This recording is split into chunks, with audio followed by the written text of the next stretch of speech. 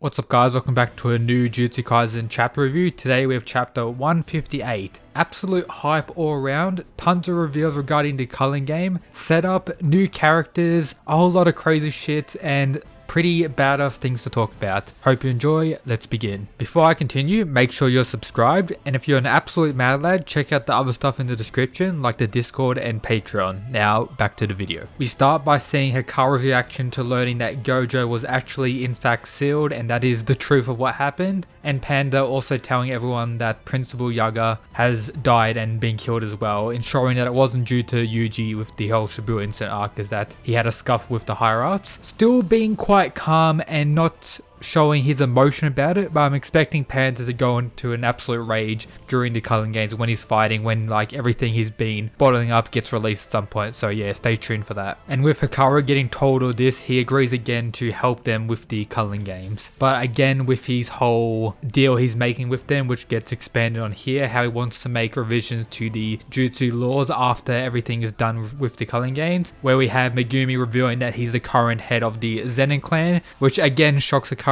quite a bit, and thinks this as like the most important reveal he was given, regardless of Principal Yaga being killed and Gojo being sealed, as having the head of a top 3 clan on his side will allow him to expand and continue his whole fight club thing that he's doing, and tries to, you know, get closer with Megumi with this pretty funny panel. And we also learn here regarding the time span of everything that's going on. The next day the Zenin clan was annihilated, of course, by Maki, the mini arc before the current one, and this clarifying some timeline stuff. And then out of nowhere the messaging curse pretty much arrives with information about the culling games and how a player has added a rule. This rule is, players can now view the information of other players, such as name, points, number of times they've added rules, and their current residing colony, which the last point there is pretty important. And we actually see this person who issued this rule, a new character, who we see has just killed someone else, this absolutely destroyed him, massive hole in the wall. We see the scene of this person actually getting points and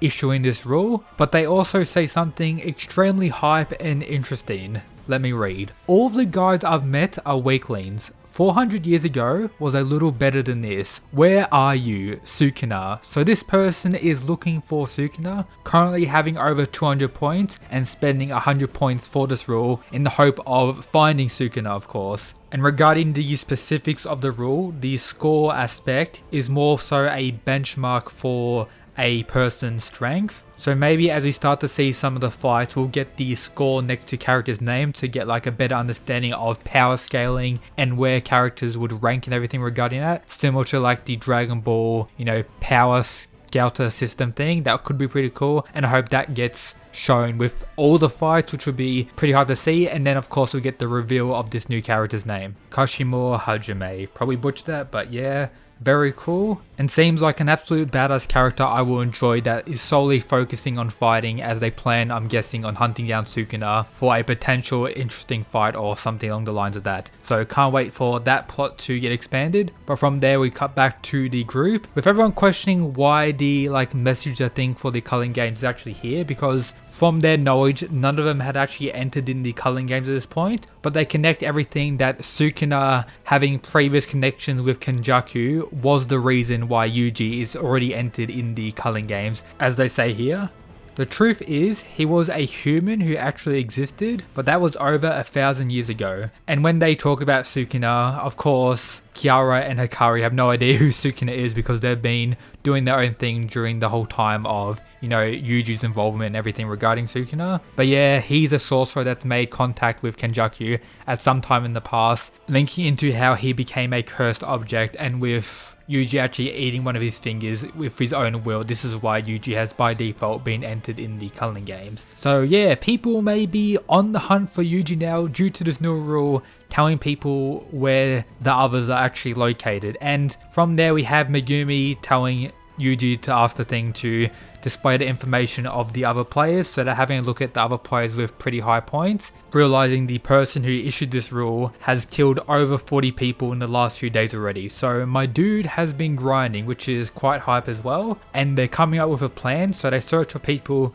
who currently have over 100 points, in the hope that those people don't plan on creating a new rule with those points, so they can track them down, beat them, and force them to make a rule that they want to be issued, so people can actually leave the culling games. And they find one other person who has currently over 100 points, goes by the name Higuruma Hiromi, I think. Again, probably butchered that, and he's currently located in Tokyo number 1, and the other person was in Tokyo number 2. So they're most likely going to go on the hunt for that person. And for the remaining part of the chapter, we actually see them talking a little bit more about other rules and changes they plan on making after tracking down people who have over 100 points.